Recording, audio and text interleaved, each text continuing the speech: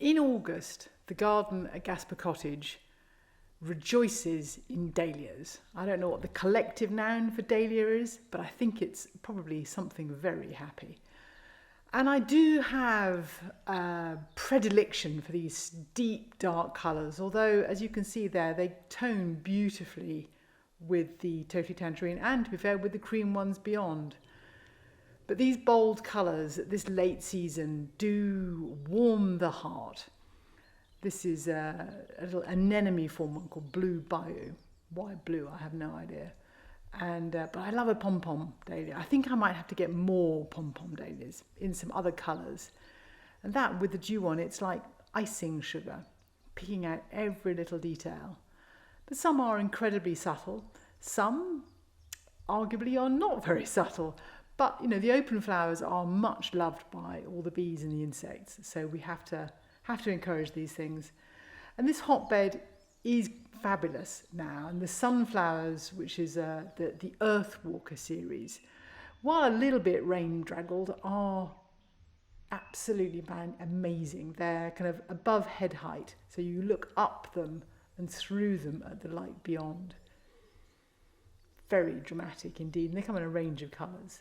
But they're not the only heroes of the season. You've got the anemones. I've got lots of Nicotiana. This is the Nicotiana sylvestris. I've got some amazing gladioli. And I know gladioli are supposed to be a bit naff, but backlit, isn't that amazing? I've also got some roses hanging on and reflowering, which is really, really lovely to see. The other thing that's amazing is my Iris sibirica in one bit of the garden have all chosen to flower again. I kind of think of them as a May thing, but anyway, here they are, flowering away. And these snapdragons were a new colour this year, and they went very well with some of those deeper red dahlias. And the other new plant that we've used this year is a new cosmos called apricota, which, to be fair, seems more like violetta to me, but that's what these things are called. But it's really combining very well with this giant purple dahlia that I have, and somehow the delicacy of the cosmos against, to be fair, the lack of delicacy in the dahlia is a good combination.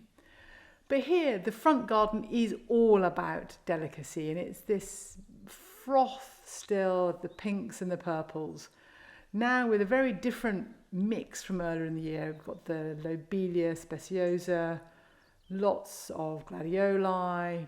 I've got whatever the Russian sage is called these days. And I've also brought this hydrangea into this area. So the two hydrangeas now sit either side of the path, and that works really well. But the sheer intensity of the complex planting there and in this area is something that I'm very, very happy with this year. And this area really has, if you look, there's just one thing and then another thing and then another thing. And the different forms and the seed heads of the angelica, together with the new flowers on the lobelia, the spent flowers on the stachys, it all combines into this very, very romantic combination, obviously with the gladioli as well.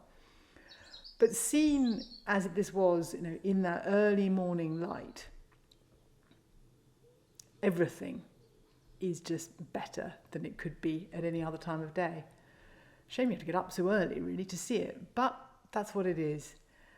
And this is a dead plant. This is the seed heads of the Veronicastrum fascination. You can see all the distorted seed heads, but the way they frame the view, and that one lonely allium summer drummer in front of the glowing seed heads there of the steeper, because the light now, as you get to the end of the summer, is amazing and magical.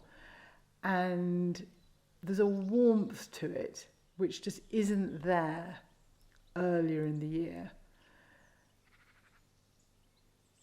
And I think it's also the way it combines with the moisture in the atmosphere. And we have had a very wet August. Everything is sparkling because it rained. But right now, the sun is out, catching every little spider's web. And it's amazing.